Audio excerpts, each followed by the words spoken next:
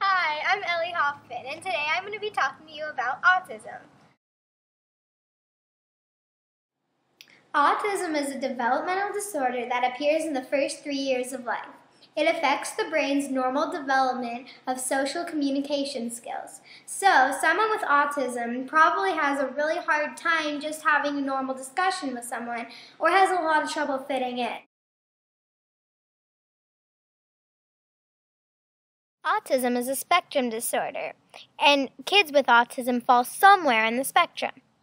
The disabilities or symptoms range from person to person.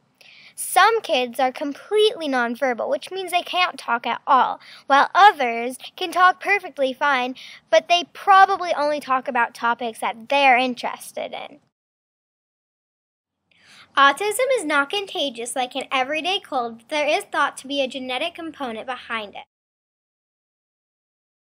Although someone with autism can take medication to help with focusing, anxiety, OCD, or obsessive-compulsive disorder, there is no way to completely prevent autism.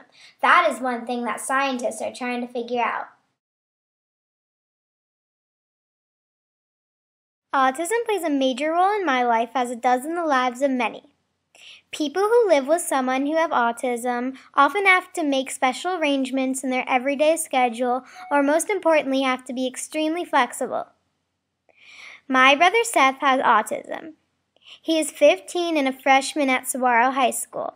I'm going to tell you a little bit about Seth now. Here is my brother Seth.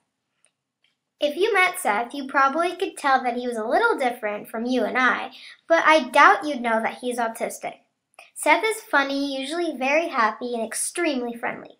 If you met Seth, he would probably ask you kind of silly questions, such as, where do you live? Can I give you a tour of my house? Can I be your Facebook friend? Etc. That's just his way of trying to be friendly. As I mentioned earlier, autistic people like to talk about topics that they are interested in. Seth does a lot of that. Here's a picture of him in an elevator with our flip video camera, two of his absolute favorite things. One thing that Seth is really good at is playing his keyboard. He takes lessons with our piano teacher, Stephanie, pictured here, every weekend. Some other topics Seth loves are movies, music, and computers. Although Seth is a little different, it doesn't hold him back. Here's a picture of Seth becoming a bar mitzvah. Seth worked really hard for that big milestone, and he did amazing. And although Seth is autistic, it has no effect on how much fun we have together, and most definitely has no effect on how much I love him. Sean, pictured here to the left, was born with autism and diagnosed at age 5. He had many of the classic symptoms, including lack of eye contact and social skills, sensory problems, and speech and language delays. All of this took Sean away from a typical childhood. Sean spent most of his early years in his own world, although his sister Megan did her best to engage Sean in play and other activities, just as I do to Seth. As he grew older, the social differences between him and others his age became more apparent and painful. His very few relationships with friends and most adults were strange at best and aggravating at worst, especially with his mother, who spent the most time with him as a child. All of this made him want to be normal, which gave him the motivation to try to fight against his autism. It was a slow process, but thanks to a lot of work and support, Sean now feels healed from his autism. It doesn't affect his ability to function and socialize day to day.